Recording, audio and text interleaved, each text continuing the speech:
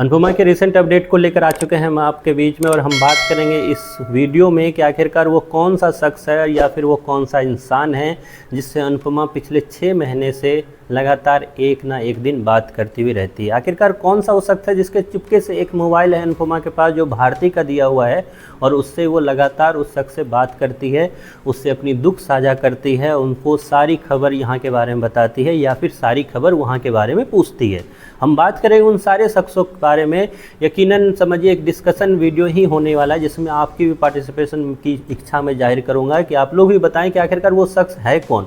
क्या वो शख्स राघव है, क्या वो शख्स राही है, या शख्स वो परी है, या फिर वो प्रार्थना है, या फिर किंजल है, या फिर अंश है, या फिर इन सारे लोगों में से कोई और ही है बाहर का। और लास्ट में मैं भी अपनी राय दूंगा, जितनी मेरे पास जानकारी है इसको लेकर उससे रिलेटेड मैं भी अपनी चीज़ें बताऊंगा। हमने रिसेंट एपिसोड में देखा कि किस तरीके से अनुपमा के साथ काफ़ी ज़्यादा गलत हुआ उन परिवार के द्वारा, जिसमें उनके साथ गलत इल्ज़ाम लगाया गया अनुपमा पे। अनुपमा वहाँ से कैसे किसी तरीके से वहाँ से निकली और भागती हुई अपने घर पहुँची, जिसमें रास्ते में उनकी पैर में इंजरी भी हो गई, जिसमें शीशा उनके पैर में चुभ भी गया।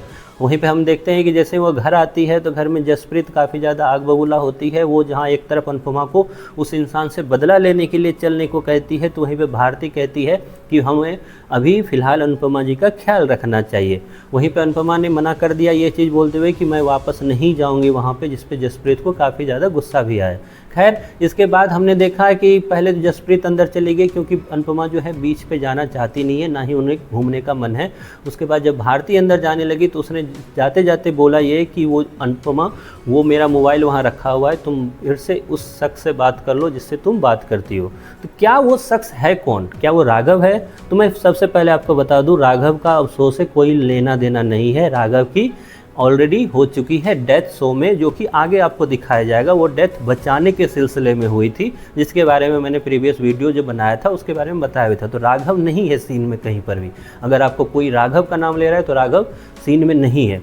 सीन में राही है? नहीं, राही भी नहीं है, क्योंकि राही और अनुपमा का जो अब मिलना होगा उसको मेकर्स एक अलग तरीके से आपके बीच में दिखाने वाले हैं, जिसका मेन कॉन्सेप्ट डांसिंग होगा। डांसिंग के सिलसिले में राही जल्द मुंबई पहुंचेगी और डांसिंग के सिलसिले में ही राही जो है अनुपमा से मिलेगी। तो क्या वो प्रार्थना है? कह सकते हैं, क्योंकि प्रार्थना अभी भी गुमसुम आपको सीरियल में, इस शो में नज़र आ रही है, और वो उस राग को नहीं अलाप रही है जो राग आपको अलापते हुए किंजल, बा, राही ये सब दिख रहे हैं कि अनुमा होती या अनुपमा होती तो ये होता। प्रार्थना ही एक वो शख्स है जो चुपचाप जी रही है ये सारी चीज़ को। और प्रार्थना के बाद अगर सबसे ज़्यादा शक किसी पे जाएगा तो वो जाता है परी पे। जी हाँ, आपको याद होगा कि लास्ट एपिसोड मतलब अनुपमा के मुंबई आने से पहले अनुपमा और जो परी जो और अंश थे ये अनुपमा को ढूंढने के लिए निकले थे। तो क्या वहाँ पे अनुपमा से इसकी मुलाकात हो गई थी क्या दोनों की? और हो गई थी तो क्या नंबर एक्सचेंज उस वक्त हुआ था, या फिर इन दोनों ने अनुपमा को छोड़ा ही इस प्रॉमिस से कि वो लगातार इनसे बात करे? तो बहुत पॉसिबिलिटी है कि वो एक शख्स जो है वो परी है, क्योंकि परी काफ़ी ज़्यादा कॉन्फिडेंट आपको लग रही है। इस कॉन्फिडेंट के पीछे कहीं अनुपमा तो नहीं है, अनुपमा ही तो नहीं उसे लगातार पीछे से वो गाइडेंस देती है जिसके अनुसार वो काम कर रही है। तो हो सकता है मेकर्स, क्योंकि परी को लाने के पीछे मेकर्स का एक बहुत बड़ा प्लान है, जो कि आपको आने वाले एपिसोड में दिखने वाला है कि परी ही वो शख्स है जो आपको कोठारी जो परिवार है उसमें माही का खेल ख़त्म करते हुए दिखेगी। भले ही आगे राही रहेगी, लेकिन पीछे से किरदार जो होगा वो परी का होगा। तो बहुत चांसेज है परी और प्रार्थना में से कोई एक शख्स होगा। कई लोग बाबूजी का भी नाम ले रहे हैं, लेकिन बाबूजी मुझे नहीं लग रहा है बाबूजी है, क्योंकि बाबूजी का रोल जल्द ही एपिसोड से ख़त्म भी होने वाला है। और हो भी सकता है बापूजी का नाम, क्योंकि बापूजी एक वो शख्स रहे हैं जिन्होंने हमेशा अनुपमा को मोटिवेट किया। तो अनुपमा की जैसी अभी हालत है, तो क्या उस ऐसे वक्त में कोई उसे मोटिवेट कर रहा है इसीलिए वो फ़ोन करती है? तो ये भी हो सकता है। लेकिन मुझे ज़्यादा जो है परी और प्रार्थना पे ज़्यादा लग रहा है कि ये दोनों में से कोई एक होगा जिससे अनुपमा लगातार बात कर रही है, क्योंकि आने वाले एपिसोड में आपको दिख भी जाएगा। खैर, इसके अलावा जो एक शख्स है जिसका इन सब चीज़ों से लेना देना नहीं है, वो शख्स है कोई और। क्या वो बिजनेस पार्टनर है अनुज का, जिससे अनुपमा लगातार बात करती है?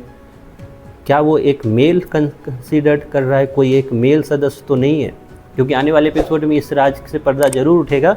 लेकिन प्रार्थना, परी या फिर वो बिजनेस पार्टनर जो है जो अनुष्का, जिसके सहारे अनुपमा यहाँ से आगे बढ़ेगी, इन तीनों में से ही कोई और होगा।